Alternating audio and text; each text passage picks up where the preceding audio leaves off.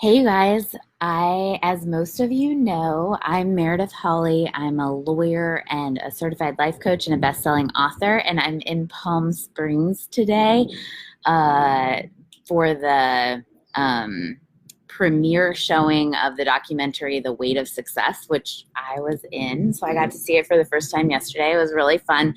Make sure that you go see the film. I guess it's going to be out in 600 theaters in the fall, but make sure it comes to your town.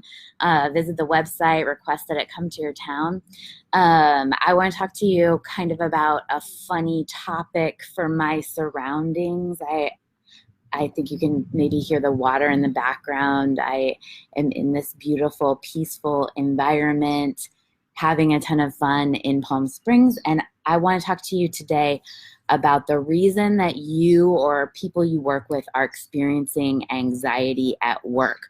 A lot of times we think that we are experiencing anxiety at work or other people are because work is just stressful or because of a supervisor or because of a coworker. So I want to talk to you about the real reason that you might be experiencing anxiety at work. I know that looking at me in these surroundings, you might think, oh, that girl has never experienced anxiety at work, because I am working now and it is quite peaceful out here.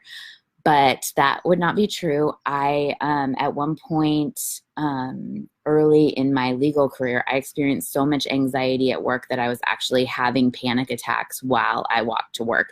And I could hear my heart beat so hard just while I was walking. And I just felt afraid every day. So I know, like, for some people, anxiety at work just looks like a low level kind of tension. For me, I feel it in my stomach, like a little bit of butterflies or a little bit of tightness. And sometimes when I'm feeling like a low level anxiety, I don't even realize it until I relax. So, like, I went and, okay, this is ridiculous, but I went and got a massage today. And I didn't even realize that I was tense until I was getting the massage, and the masseuse was like, "You're really tense in your shoulders." And so low level anxiety can often look like that. Like, you don't even notice it. You just kind of absorb it as normal until you do something relaxing, and then you notice, wow, I was really anxious or tense then, and you see the contrast. Sometimes you'll just notice yourself have a reaction, like your kid comes into the room and you startle, or a coworker comes into your office and you jump, and you wouldn't have known that you were anxious before that, but it sort of like brings you into awareness that you've just been sitting and being anxious for a while. But for me, when I was really anxious at work, I had panic attacks. My heart would pound. I felt sick. A number of my clients have experienced their hair falling out, getting rashes. It can become really severe, even if it starts out just at a low level. And it's easy to think, oh, there's just something wrong with me, or there's just something wrong with people who have anxiety, or I have a generalized anxiety diagnosis, and that's all there is to it. Or that person just has a generalized anxiety. So when we're thinking that way, we start to think, oh, there's just something wrong with me, or just everybody has anxiety and it's normal, which is actually not true. Not everybody experiences anxiety on a generalized state or at a panic state. And if you are experiencing anxiety, a lot of times it means that your brain is working right. Not that there's something wrong with you, but that your brain is working overtime in a way that it has been really effective. But if you can get awareness around that and control over it, you can really make a shift. So there's nothing wrong with you if you are feeling anxious. Even if you're having panic attacks, there's nothing wrong with you. But it can take a ton of your energy. So it is something that is worth looking at. I recently was reading a research article that I'll post in the comments that was saying it costs, that stress, just stress alone, costs American companies $94 billion, they estimate, and it breaks it down as to healthcare, costs related to family expenses, other elements related to stress. So this is a $94 billion problem in America. If you are a business owner, if you manage people, this is a serious issue to take a look at. But also, if you are an employee and you're just a person experiencing anxiety, it can have also that economic cost. So the estimate is that every time an employee quits, and often employees do quit because of stress and anxiety, because they identify a job as too stressful for them. So for a company, the estimate is every time an employee quits, it costs, or gets fired, anytime there's turnover, it costs the company a fifth of that employee's salary to replace the employee. So even if you have employees that are $30,000 a year employees, it is still probably costing about $6,000 to replace that employee on top of the new employee's salary. So it's a very expensive problem for employers. But in my experience as a lawyer representing employees, it is also a huge expense for employees. So I would say it is typically more costly for an employee to leave a job, even if you're going into a lateral position somewhere, because you've lost seniority, you've lost experience in a position. So I typically don't see it cost an employee less than $10,000 unless you're leaving for a better job, right? Which most people who are leaving because of anxiety are not leaving for a better job. They're taking something lower. I talked to somebody the other day who said she was ready to take a $50,000 a year less pay, a pay cut of $50,000 a year every year to get out of a job because she was so anxious because of what she was experiencing at work. So if you're an employer, if you're an employee, this is an issue to take a look at and to solve. It's not an issue to it's not hopeless. It's not something where there's no answer. I always say, like, our human brains have invented the iPhone. We can resolve anxiety. It is totally possible. So I really think that employees and employers can work together to solve this instead of taking adversarial stances, instead of it being like, Marlo, it totally is really serious. I really care about this issue and think people need to pay attention to it. So I think that what we do a lot of times is as an employer thinks that employee is just a problem, or the employee thinks either I'm just a problem or I can't do anything because my employer is too stressful. And that is never the case. It's such a disempowering way to look at it. I think both employers and employees are able to solve this problem. Okay, so I want to sort of go over why you're feeling anxious at work and give a couple tips for how to deal with it. Okay, so the main thing to know about this is that our brains have basically three parts, they say. There's the ancient sort of reptile brain that all mammals have, right? And that is the unconscious brain. That's the place that is just instinctive. It lets you walk without thinking about walking. It lets you drive to the store without even realizing you got to the store. It's what we do on just a repetitive automatic. It's the automatic part of our brain. Then there's the limbic brain, and the limbic is emotion, like hormones, and it deals with our emotional system. And then there's the neocortex, which is the highest evolved part of our brain. It's the part that most mammals don't have. So okay, so we have these three parts of our brain, and the unconscious part of our brain is faster and more instinctive than the conscious thinking part of our brain. So many of you know this. This is pretty common discussion. And so The thing to know about the way that relates to anxiety is that our unconscious brain is really good at running away from tigers and bears.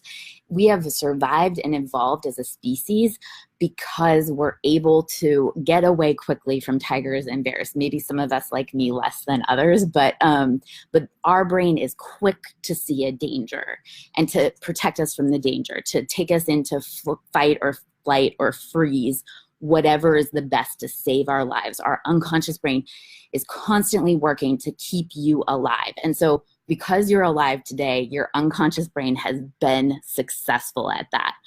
When we start to experience anxiety, it often means our unconscious brain is being too successful at that, right? So what that looks like is you're sitting in your office and your coworker comes up to you and says, the example I always give is your coworker comes up to you and says, I think this letter went out wrong, or I think this client is really mad about something that you did, right?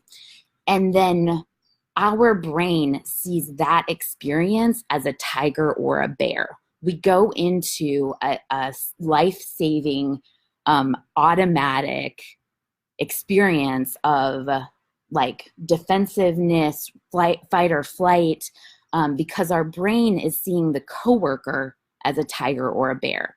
I see this with sexual harassment cases. So a man or a woman, somebody puts their hand on your shoulder, rubs your shoulder, and our body responds as though that is a life threat, because sometimes it is. And so it's not your brain being stupid, right? It's not your brain doing something wrong, but it is not working in a regular work context now. And the reason it doesn't work now in our regular work context is you don't have that venue to expel the energy of the fear that is going to protect your life, right? Your unconscious brain says, you have experienced a life-threatening experience, run, hide, do something to protect yourself, but your conscious brain knows that you're not actually in a threat experience. And if you ran out of the room every time a coworker told you you made a mistake on a letter, it wouldn't work. Like you couldn't do your job, right? So our conscious brain keeps us in our situation, in our workplace, and our unconscious brain is telling us, run, hide, there's a tiger that's chasing you, and it starts to create anxiety, right? So our brain is always looking for these life threats, and we know consciously that our life is not actually threatened, but because we're looking for it and our unconscious brain is seeing it and our conscious brain is saying no, we just get into this internal struggle that does not work. So what it actually creates is a more dangerous situation where, because our brain is freaking out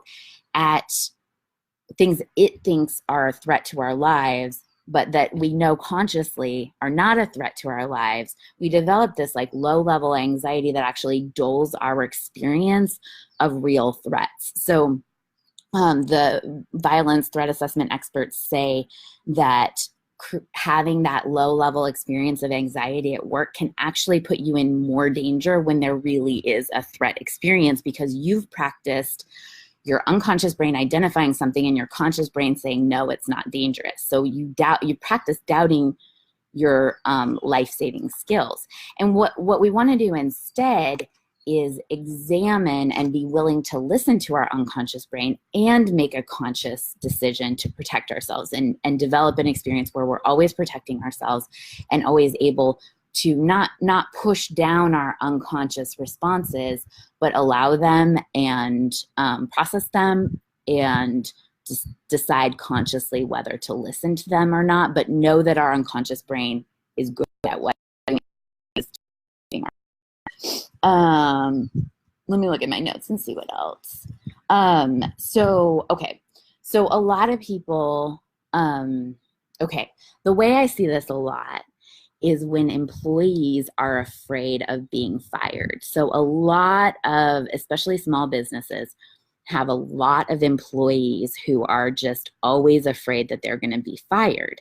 And I was talking to an employee the other day about this sort of low-level anxiety experience of, am I going to get fired? Am I going to get fired? Just her brain telling her, you're going to get fired. You're going to get fired over and over again. And she said to me, well, isn't it actually protecting me for my brain to be telling me that all the time? Because I'll be more careful and I'll try harder and I'll be more competitive because of the threat.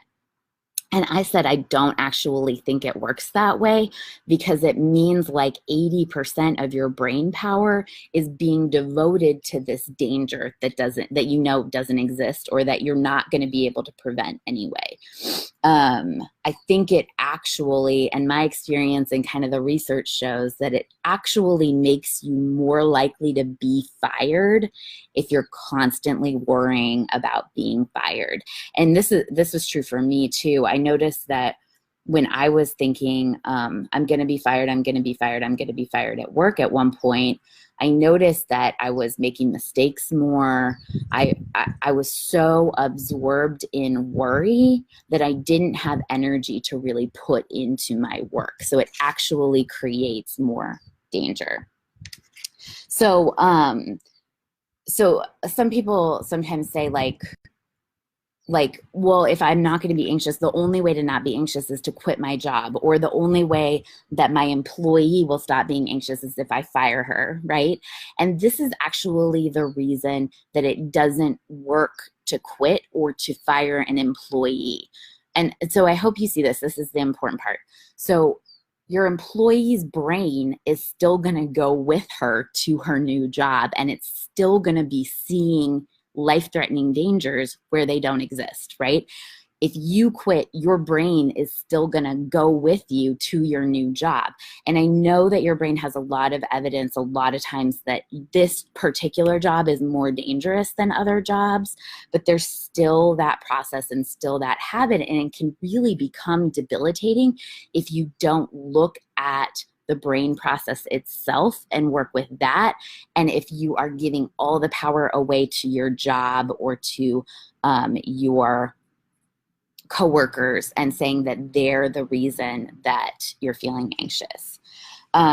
So the thing that does work, that I've found that does work, is managing your brain's response to your job, to your coworkers, helping your employee manage her brain's response to the external circumstances that she's dealing with, while understanding that this process does not mean that there's something crazy about this employee or exceptional. It means that her brain is probably really efficient. If you're experiencing anxiety, you likely have a very efficient brain, which is good news, because once you start to look at this stuff, you can really make a shift and make sure your brain is working for you, using its efficiency for you, instead of creating all of this stress in your body. And so I want to give you a few things to start with, or to help your employees start with if they're experiencing anxiety. And these are just like a few tips that I use. They're not everything, because a lot of times these experiences are individualized, and you really have to sit with somebody and look at their thinking and look at what their individual process is and help them make that shift. But first, if you're experiencing panic, if it's at a crisis level of panic, the things that I have used that I found work are, what you want to do is take yourself out of your brain process and into the external world, right? So, so what that looks like is like one easy way to do it is say, just make a habit of, I need to count 5 red things. And that makes your brain come out of its story and into the external world. Where are there 5 red things or 5 green things outside of me? The other thing that I've done is carry a fabric that's textured. I have these wool gloves that are kind of scratchy. And if you feel a fabric or feel something, like pay attention to what things feel like around you, you can take your brain out of the crisis, out of the panic, and notice the external world. And that makes you notice that there is not actually a tiger or a bear chasing you. I know it kind of sounds silly, but really when you're in that experience, it feels like you're about to be eaten by an animal. And just if you can notice that in the external world right now, you feel the chair. What does the chair feel like? The chair is safe. Count the red things. If you have the space to do that, you can prove to yourself that you're not actually being eaten by a wild animal. If you're being eaten by a wild animal, or if you are in actual danger, this is when your brain totally works and it doesn't develop anxiety. So you don't need these processes when you're in actual danger. But if you can start to resolve the general panic, the general anxiety, you are safer and more likely to notice the real dangers. So if you're just experiencing like low level general anxiety,